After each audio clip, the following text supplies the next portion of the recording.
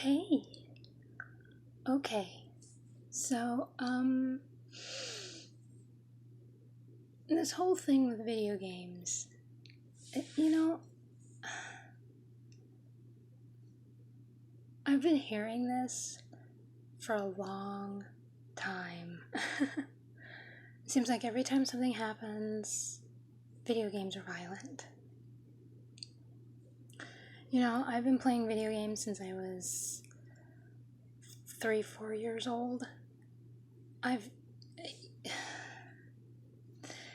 I started with Captain Comic and Commander Keen, and they had the laser guns.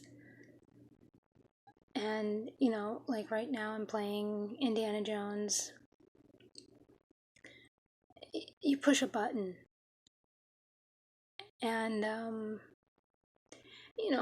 gamers they get angry when things when things don't happen. Technology doesn't work, but everybody gets mad. Everybody gets upset when things don't happen the way that they want. I mean, I can remember being in college, and when Photoshop didn't work the right way, yeah, I'd get upset because my assignment wasn't going to end up the way that I wanted. My instructors were upset.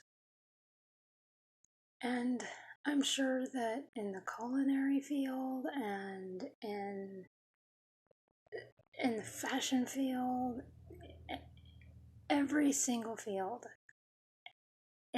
there's rage. I mean, even when I was a dancer, there was rage. Oh, it was really bad there.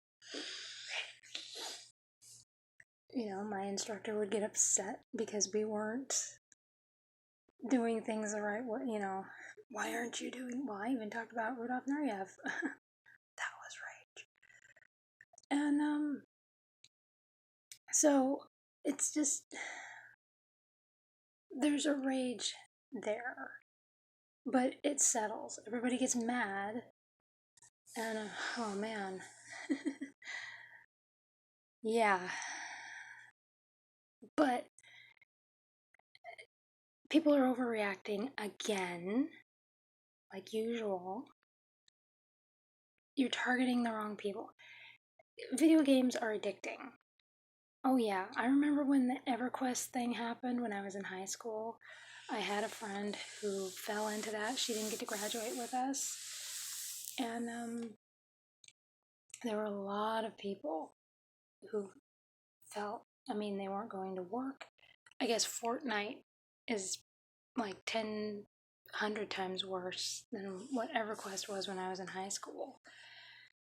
And I didn't think anything could get as bad as that. Now, because I saw a thing on, I don't watch Dr. Phil because I think it's, but, do I actually look like someone who would watch Dr. Phil? But, I remember watching Frasier, and I remember when Dr. Phil was on the show. That's about as close to watching Dr. Phil as you're gonna get. But there was an episode, I think it was a Tozy. I think that's the name of his channel. And there's every once in a while where he will talk about an episode of, because it's so ridiculous. Well, this is one. The kid was incredibly addicted to Fortnite. He wasn't leaving his room. He was like 12, 14 years old. And the mom wasn't taking control. But it was like she wanted Dr. Phil to take control for her. She at one point said, well, I'm afraid that he's going to become the next school shooter. And Dr. Phil was rolling his eyes. It was like he couldn't believe it, because the next thing that he said was, but you have 50 something guns in your house. Why do you need that many guns in your house, first of all? And second of all, the kid is addicted to a video game. and you're the one with guns in your house. You're the problem, not the child. Take care of the addiction. When I was a kid, we had a limit on how long we could play video games. We had to have our homework done first, and because that's how it was. Parents, there was a control, and no, it's not so much. I have to be careful, and that's why a lot of times when I'm playing, it's there's a couple days where I don't post for the playlists, because there was one time I have that 2DS, the Legend of Zelda 2DS. I was on all day and didn't realize it. I suddenly look at the clock and I'm like, oh. So I have to be careful. But this whole thing with video games are violent and everything else, that didn't pop up until I was in middle school. Like about 93, 94. And it was just like, and you look at some of the games that we played, yeah, there was like Castlevania, there's some graphic, I mean, Elvira's game is pretty graphic. It's very gruesome and graphic. They got a sequel. And there's a game that's Al Capone. Some of those that were like bullseye type games that helped with like coordination, pretty much like the game that he played in Back to the Future Part 2. Yeah, a lot of those were coordination games, but you had those that were like the guys would move in and out of the doorways and windows of the saloons, or like with Al Capone, it would be windows and stuff of the places in Chicago, and because you would see like the storefronts and everything, and that's what it was. I think they had another one like that with Alien. Those were pretty popular. But when we were kids in the 80s and in the early 90s, before all that popped up, because I started middle school in 93 and September 93, we never ever talked about the violence in it. We were like, well, what level are you on? What game did you play? And I mean, we compared notes on the games. It had nothing to do with the violence, and we never thought about the violence ever. And I know that the teenagers didn't either, because me being in grade school in the 80s, and I know that the teenagers didn't either. They were never. We don't have a violent bone in our bodies. It's not the video games. And I saw today where the Walmart is, they are not going to sell violent video games, but they're still going to sell the guns.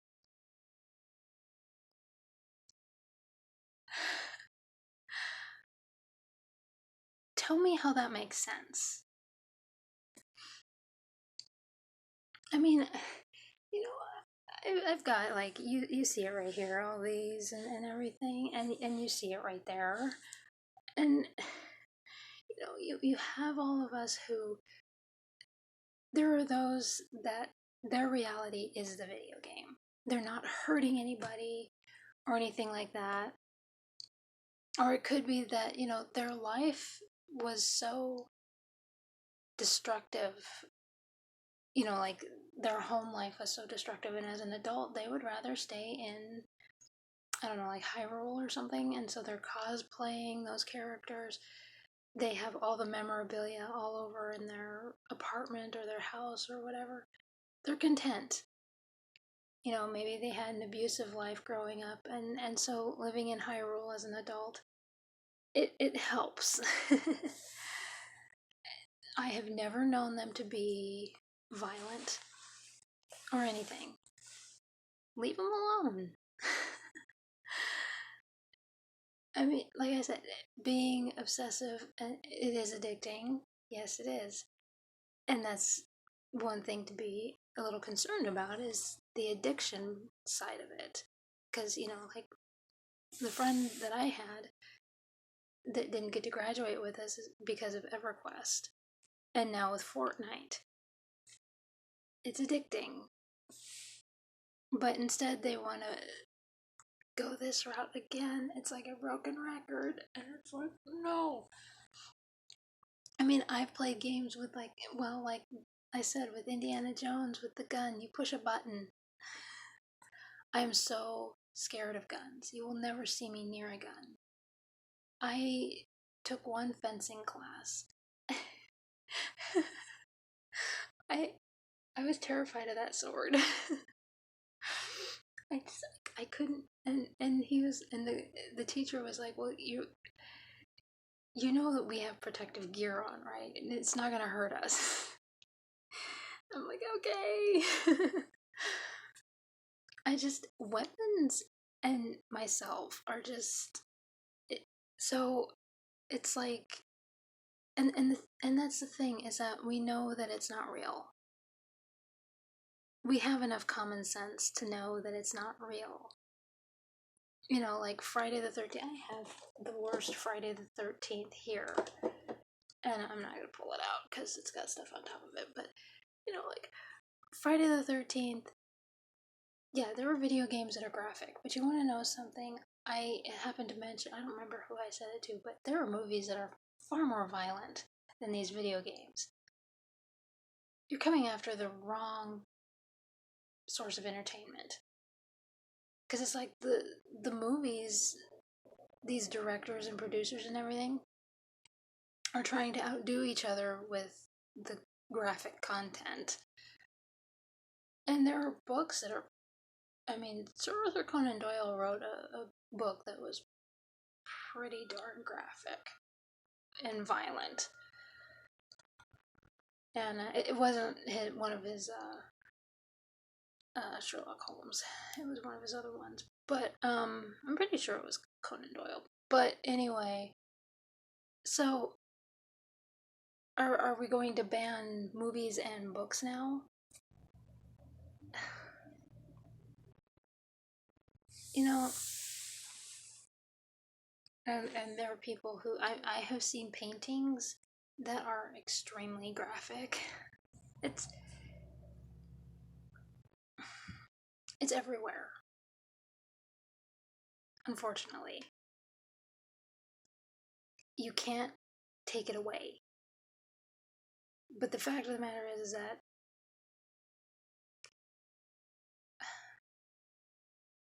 okay.